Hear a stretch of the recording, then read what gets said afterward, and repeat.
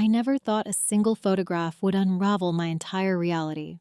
Standing in our living room, staring at my wedding album, I couldn't tear my eyes away from him, the man in the background who none of my family remembered.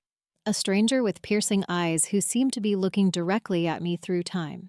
"That's impossible," my husband whispered when I showed him. We checked every guest at the door. But there he was, clear as day, wearing clothes that seemed somehow wrong for 2023. And then the notes started appearing on our doorstep, all with the same message: "I've been waiting for you to notice me." What terrifies me most isn't just his presence in our most intimate celebration. It's that I'm beginning to remember conversations with him that never happened. It was supposed to be the happiest day of my life. May 14th, 2023, my wedding day. After dating James for 5 years, we were finally tying the knot in a beautiful ceremony at his parents' lakeside property. Everything was perfect. The weather, the decorations, the cake. My dress fit like a dream, and when I walked down the aisle and saw James's face light up, I knew I was making the right decision. The ceremony went off without a hitch. We exchanged vows under an arch of white roses, shared our first kiss as husband and wife, and walked back down the aisle to the cheers of our closest friends and family. The reception followed a night of dancing, drinking, and celebrating our new life together. By all accounts, it was a perfect wedding point. 3 months later, James and I were finally settling into married life. The honeymoon phase was still going strong, and we'd just finished unpacking the last of our wedding gifts. That's when the photographer sent us the final album, a beautiful leather-bound collection of our special day. We sat on our couch that evening, glasses of wine in hand, flipping through the pages and reliving each moment. There we were cutting the cake, sharing our first dance, laughing with friends. Each photo brought back a flood of happy memories. Until I turned to page 37, IT was a wide shot of our reception. Tables draped in white linen, candles glowing softly, guests mingling with drinks in hand. James and I were in the foreground, our backs to the camera as we greeted my elderly grandmother. But something in the background caught my eye. "Who's that?" I asked, pointing to a man standing by the gift table. James leaned in closer. "Who?" "That man, there, in the dark suit." I tapped the photo. The man stood slightly apart from the other guests. He was tall and lean, wearing what looked like an outdated suit, not quite vintage, but somehow not modern either. His face was partially turned toward the camera, revealing sharp cheekbones and deep-set eyes that seemed to stare directly at the lens. He wasn't smiling. James frowned. "I don't remember him. One of your distant relatives, maybe?" "No," I said slowly. "I don't recognize him at all." We flipped through more pages, and there he was again, in the background of a photo of the bridesmaids, standing near the bar during the toast. Always at the periphery, never engaging with anyone, just watching. "This is weird," I murmured. "He's in at least 5 photos, but I have no memory of him being there." "Maybe he crashed the wedding," James suggested, though I thought Dad had security checking invitations. "But wouldn't we notice a stranger?" "And look," I pointed to another photo where the man was standing near my college friends. "No one is even acknowledging him. It's like he's invisible to everyone." A chill ran down my spine, though I couldn't explain why. It was probably just someone's +1 that I hadn't been introduced to. We had over 150 guests. I couldn't be expected to remember everyone. But something about his eyes bothered me. The way they seemed to find the camera in every shot. The way they seemed to find me. "Let's ask your mom tomorrow," James said, closing the album. "She kept the guest list. She'll know who he is." I nodded, but that night I couldn't sleep. I kept seeing those eyes in my mind, staring at me through the photographs. It felt personal somehow, as if he had been there specifically for me.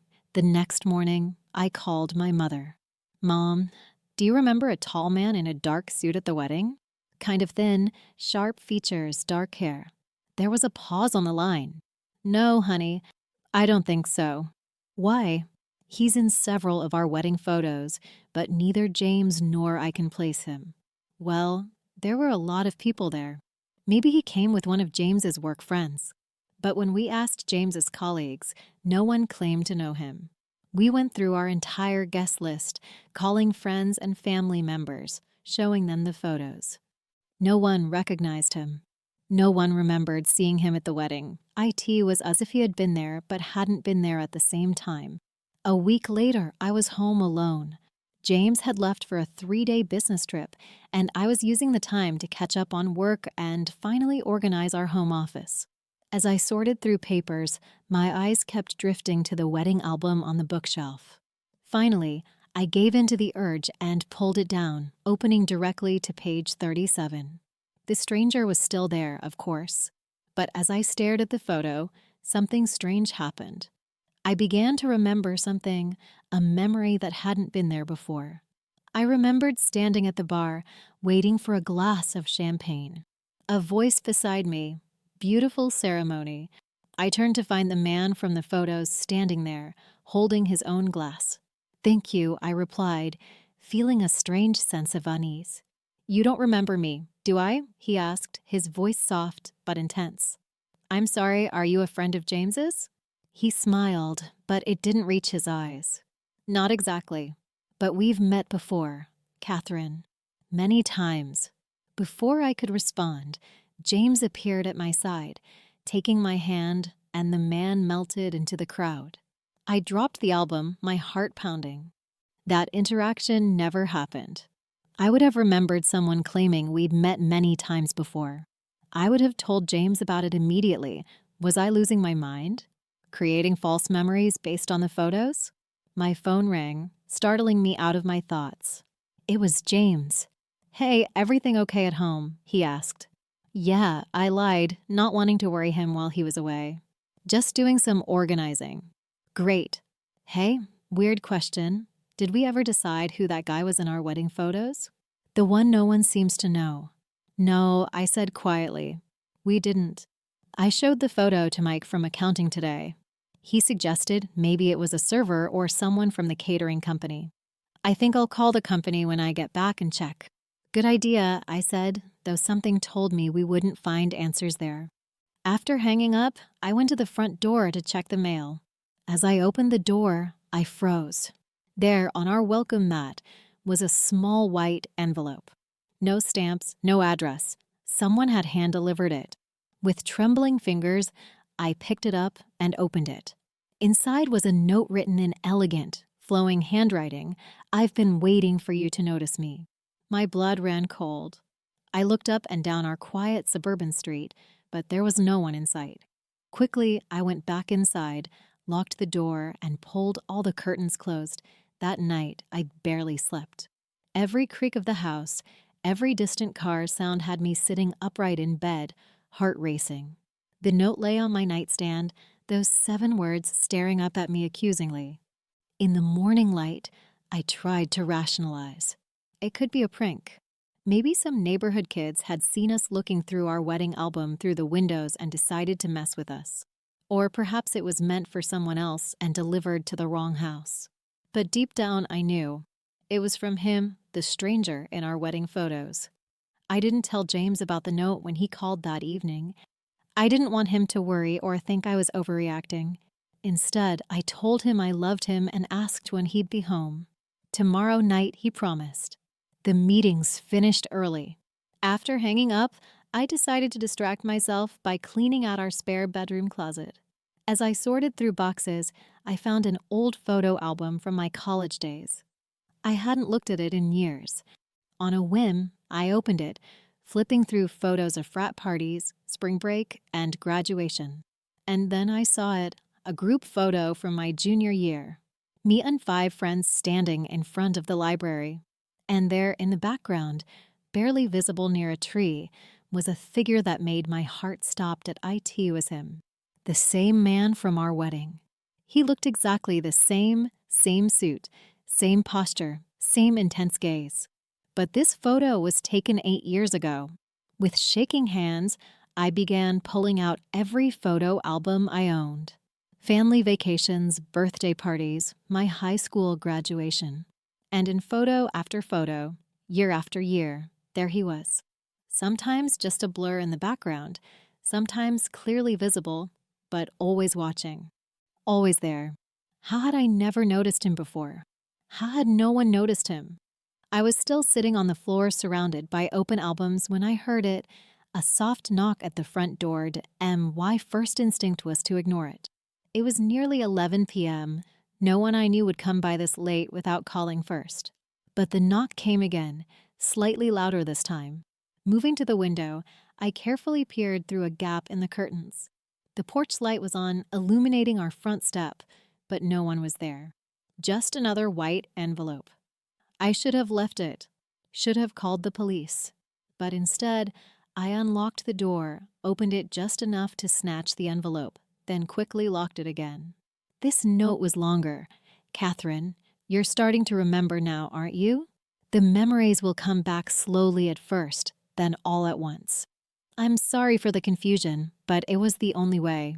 Look at the photographs again. Really look. I'm not in your past, you're in mine. My hands were shaking so badly I could barely read the words. What did he mean? I wasn't in his past. I'd never seen this man before the wedding photos. Except, now I had, in photos spanning my entire life. But that was impossible. Those albums had been looked at countless times by me, my parents, my friends. No one had ever mentioned a strange man lurking in the background of my life. Unless he hadn't been there until now. The thought was so absurd I almost laughed. Photos don't change. People don't suddenly appear in decades-old photographs. But then, people don't appear in wedding photos of events they didn't attend either. I gathered all the albums and began methodically going through them again, this time with my phone in hand, taking pictures of the original photos. If I was losing my mind, at least I'd have evidence of my descent. As I photographed each image containing the stranger, I began to notice something else, something even more disturbing. In the earliest photos from my childhood, he was distant, barely visible. But as the photos progressed through my teens and into adulthood, he got closer, more defined, more present.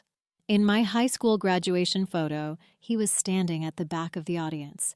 In my college graduation, he was just a few rows behind my parents. At my cousin's wedding 3 years ago, he was seated at a table near the back. And at my wedding, he was right there among the guests. He was getting closer.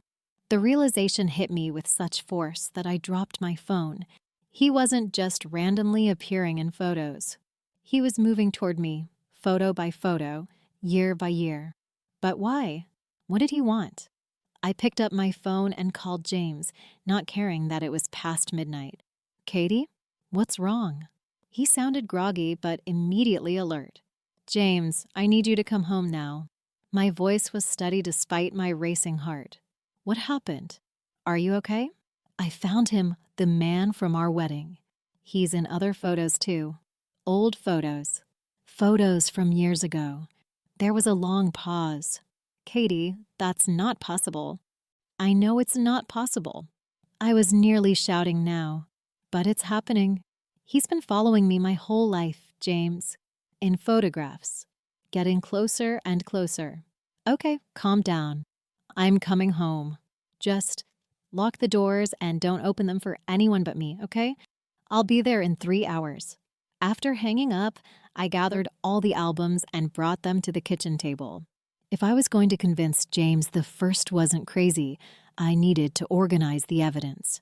Show him the progression. I arranged the photos chronologically. Another memory surfaced, one that couldn't possibly be real. I was 16, sitting alone on a park bench after an argument with my mother.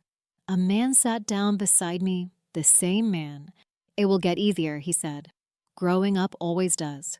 I turned to him, surprised. Do I know you? Not yet, he replied with a sad smile. But you will.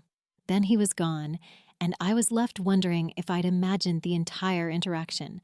The memory was so vivid, so clear. But it couldn't have happened. I would have remembered meeting a strange man in the park. I would have been creeped out, would have told my friends or my parents. Unless I had forgotten. Or unless someone had made me forget. I was so deep in these disturbing thoughts that when my phone chimed with a text, I nearly jumped out of my skin. It was from James on my way. "Stay safe. Love you." I texted back a quick, "Love you too," and returned to the photos. That's when I noticed something that made my blood freeze. In the most recent photos, the ones from our wedding, the stranger was wearing a watch, an unusual watch with a distinctive blue face. I grabbed my phone and zoomed in on the image I'd taken of the original photo. My fingers went numb. It was James's watch, the vintage Omega his grandfather had given him with its unique cobalt blue face. But that was impossible. James had been standing right next to me in those photos. He couldn't also be the man in the background. They were clearly two different people. Unless my mind reeled with impossible explanations: doppelgangers, secret twins, time travel. The last thought stuck in my mind, absurd as it was: the man's outdated suit, his cryptic note, "I'm not in your past, you're in mine." The watch that looked exactly like James's family heirloom. What if the stranger was James? An older James, somehow traveling back through my life? No, that was insane. I was letting my imagination run wild, creating science fiction explanations for what was probably just a wedding crasher with an uncanny knack for photobombing. I needed air. Stepping onto our back porch, I took deep breaths of the cool night air, trying to clear my head. The nearly full moon illuminated our small backyard, casting long shadows across the grass. That's when I saw him, standing at the edge of our property, partially hidden by the old oak tree. Even in the dim moonlight, I recognized his lean silhouette. I should have been terrified, should have run inside and called the police. But instead, I found myself walking toward him, drawn by a need for answers that outweighed my fear. As I got closer, his features became clearer, and my steps faltered. Those familiar eyes, that jawline, the set of his shoulders. "James," I whispered. But it wasn't James, not exactly. This man was older, with streaks of gray at his temples and lines around his eyes that my husband didn't have. He smiled sadly. "Hello, Catherine." His voice was James's voice, but weathered, like wood that had been exposed to the elements for too long. "Who are you?" I asked, though I was starting to understand the impossible truth. "I think you know," he said quietly. "I'm him, from about 20 years in the future." I shook my head, backing away. That's not possible. Neither is appearing in photographs taken years before you were in a place, he pointed out gently. But here we are. Why? It was all I could manage to ask. Why are you here? Why have you been following me through time? He took a step closer, and I noticed he was clutching something in his hand, a small, worn photograph. "Because I'm trying to prevent something," he said. "Something terrible." "What? What happens?" His eyes filled with a pain so profound it took my breath away. "Tonight, when James comes home, you have an argument. About these photos, about your suspicions. It escalates. You try to leave to go to your mother's. The roads are wet from the rain." My heart was pounding so hard I could barely hear him. We have an accident." He nodded slowly. "James survives. You don't." I felt dizzy, disbelieving. "So you've been what? Traveling through time, appearing in photos, trying to change things? How is that even possible?" "The how isn't important," he said dismissively. "What matters is that I've tried dozens of times, different approaches. Appearing in the background, hoping you'd notice before it was too late. Leaving notes. Once I even tried to speak to James directly, but it only made things worse." "Worse how?" He thought I was crazy or a stalker using his identity. "He became even more determined to get you away from the house that night." He ran a hand through his graying hair. "This is my last attempt. The technology I'm using, it's deteriorating. I won't be able to come back again." I stared at this older version of my husband, this man who had apparently been trying to save my life through increasingly desperate means. "So what do I do?" I finally asked. "How do I prevent this accident?" Don't leave the house tonight, no matter what. Keep James here too." He held out the photograph in his hand. "And give him this. He'll understand when he sees it." I took the photo. It showed James and me much older, sitting on a porch swing. I was holding a baby. We looked happy, peaceful. "That's our granddaughter," he said softly. "Emily, named after your grandmother. She's brilliant, just like you. But in my timeline, you never got to meet her." Tears filled my eyes. "This is really happening, isn't it? You're really him." He nodded, then tensed as headlights illuminated the street in front of our house. "James is home. I have to go. Remember, stay in the house tonight." Before I could respond, he turned and walked quickly away, disappearing into the shadows of our backyard. I stood frozen for a moment, then hurried back inside, clutching the photo from the future. Through the window, I watched James's car pull into our driveway. He rushed to the front door, and I unlocked it with shaking hands.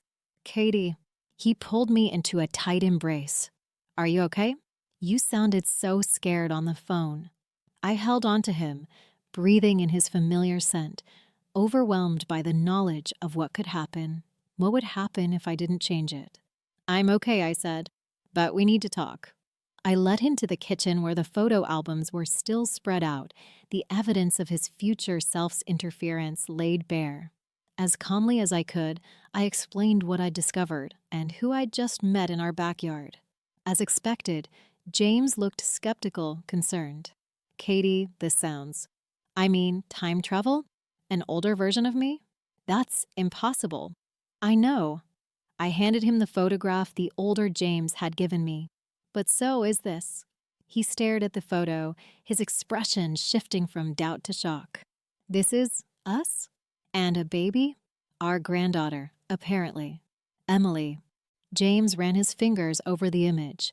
"This is insane, but my grandmother's ring. You're wearing it in this photo." He looked up at me. "The one that's still in my family's safety deposit box. The one I've never shown you because I was saving it for our 10th anniversary.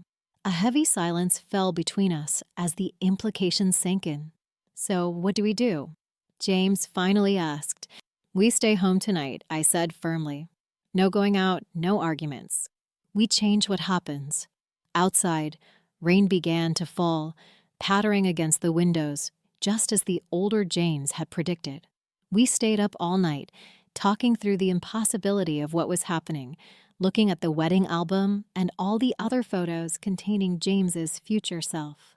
As dawn broke, my phone rang. It was my mother. "Katie, thank goodness you're okay." "Mom, what's wrong?"